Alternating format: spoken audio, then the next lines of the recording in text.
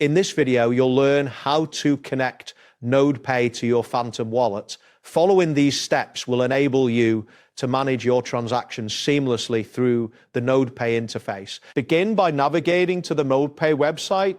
Once the page loads completely, look for the profile icon, which is a purple circle featuring a letter J.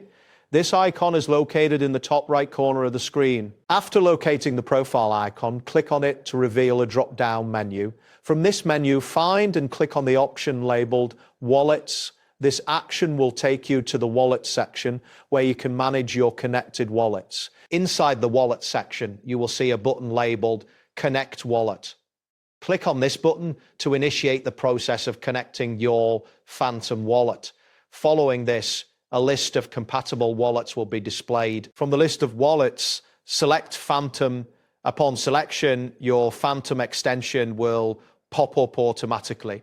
This is a crucial step as it allows the connection between Nodepay and your Phantom wallet. In the Phantom pop-up that appears, you will see a button labeled Connect.